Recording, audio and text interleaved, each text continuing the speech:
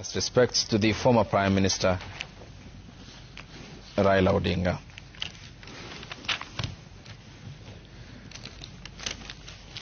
Kisumu is our point of attention today, and as you can see, following the eulogy by leaders from across the world for the former Prime Minister yesterday, and shortly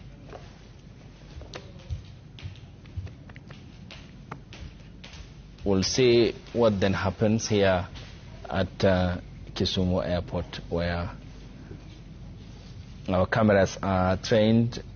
Stephen Leto had briefed us a while ago of how busy this hub is today, following the communication that was issued on Wednesday by the committee, which is chaired by the Deputy President and co-chaired by Raila's elder brother Oburu Oginga, that there will be a public viewing in Kisumu County, and which had kicked off series of preparations, which yesterday, as you had seen, was officiated by the Principal Secretary, Dr. Raila Amolo, and the Kisumu County Governor, Professor Anyang' Nyong'o.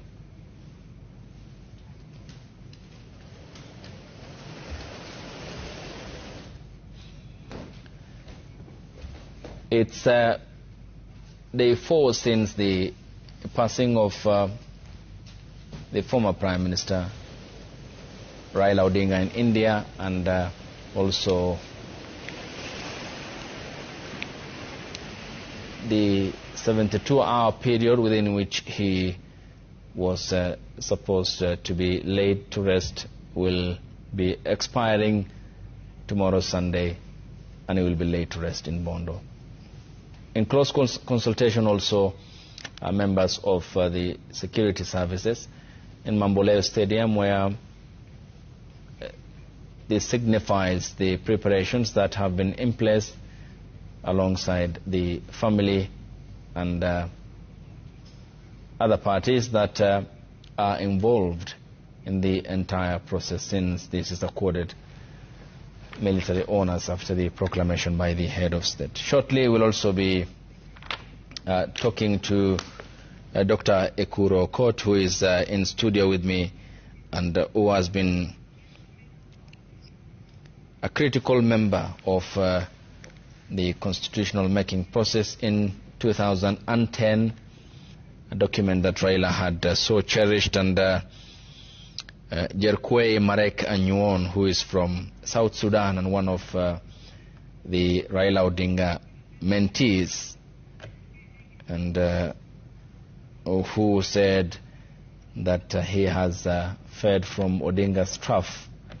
We'll be talking about the impact Odinga had on regional developments, including in South Sudan, in Uganda, and also in Ethiopia, Kenya, and Tanzania, getting a view of his contributions to regional integrations and how he had championed for the same across this African community.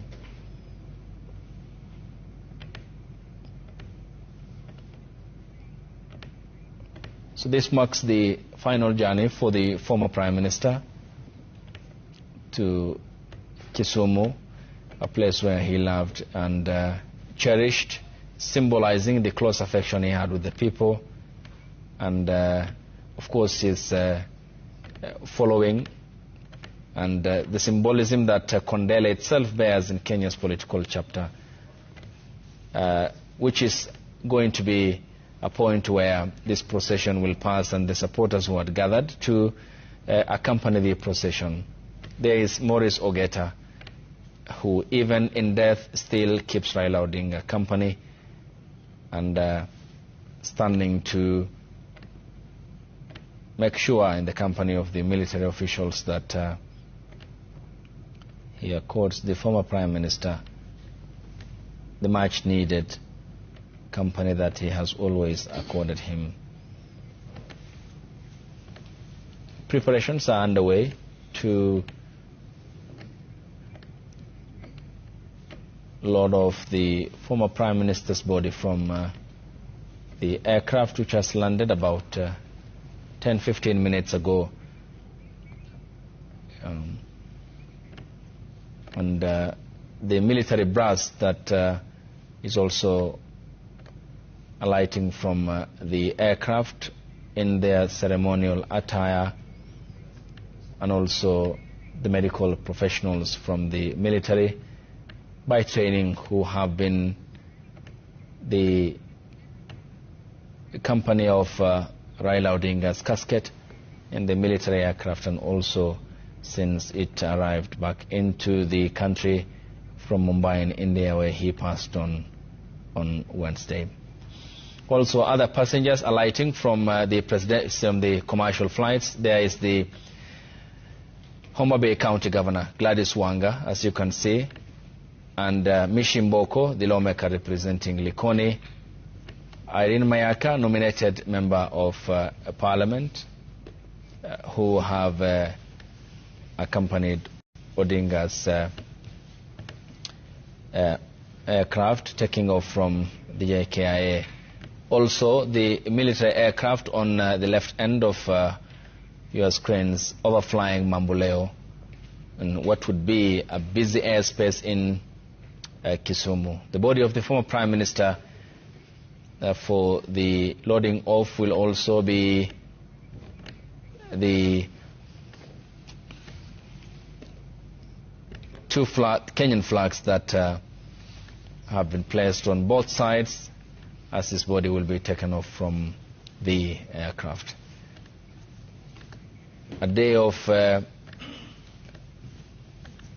historic events that we'll be giving you here on Citizen Television, as it has been the case since the former Prime Minister Raila Odinga passed on in India on Wednesday. In the studio with me, as we await for the loading off of the former Prime Minister's body, Dr. Ekuru Okot, Third Way Alliance Party of Kenya leader, an advocate, constitutional lawyer, and who was a critical party to the constitutional making process, and also Jerkwei Marek Anyuon from South Sudan, who is a political analyst and who had benefited from Raila Odinga's immense experience politically. Gentlemen, thanks for your time, much appreciated. Beginning with you, Dr. Ekuru. I mean, the country has certainly lost a man who believed in the rule of law, which is so scarcely a culture in our political arena, is it? I'm not an avid, I don't watch football much. Yeah. But I think if I were to draw a parallel with what people who watch football, Raila was like the midfielder in Kenya's political history and journey. And yes, indeed, there is a void that Raila has left in terms of the political, discourse in Kenya. And yes, he's been, for a long time, of course, he's been a person who agitated for change, but has also played politics both ways. Yeah. In or outside government. So a lot of people really will miss that kind of politics. And first of all, let me just say my condolences to the Odingas and, of course, friends of Raila. So I think Raila will be missed from various perspectives. Yeah. Either as that critical political player, as a person who, part of the so-called Young Turks, you remember, the agitation for repeal of Section 2A of the old constitution, and of course multi-party democracy and all that. So he's played a role, but it's also important to recognize that there are many other people also who played a role alongside Raila. And some of them are still alive, some of them have died, people like Matiba and others, Martin Shikuku. So I think as we celebrate Raila's, life and maybe remember him, it's equally important that we also celebrate others who fought alongside him, in what is now called the new dispensation for Kenya. And yes, of course, I remember my time when we were doing the constitution. I closely, closely worked with his office then when he was the prime minister. as well as, of course, the late President Kibaki. So both offices, I worked with them very, very closely in delivering what's now the Constitution of Kenya 2010. Yeah. And I must say that they actually gave a lot of support to the committee of experts at that time. And I do recall, for example, when I think there were challenges about funding of the process, I will call Raila directly and I will tell him, we're having this problem. And I remember him convening a meeting between ourselves and the committee of experts and then Deputy Prime Minister Uhuru Kenyatta, and we had had a little bit of an altercation with Uhuru, because there was delay in releasing funds to the committee of experts so that we can actually do a civic education and distribution of the draft constitution which Raila was supporting, and so it was Raila actually who convened a meeting between myself, Uhuru Kenyatta, and my team. And and that's how we brokered the release of I think, I remember that time, I think 150 million Kenya shillings to allow the committee of experts to be able to print and distribute the constitution. So I really I think when people when Raila when people say that Raila actually helped in the current constitution dispensation, it is true. I have a very practical experience of what he actually did behind the scenes. Even when I remember one instance where the Kibaki team, in my view, was not so sold. Kibaki was sold with the new constitution, but part of his team was not very sold. They had one leg into the constitution and one leg outside. And I do recall we got a very damning letter from the office of the president at that time. And I think it must have been the team that did not believe in the new constitutional order. And so I sent this letter to Raila.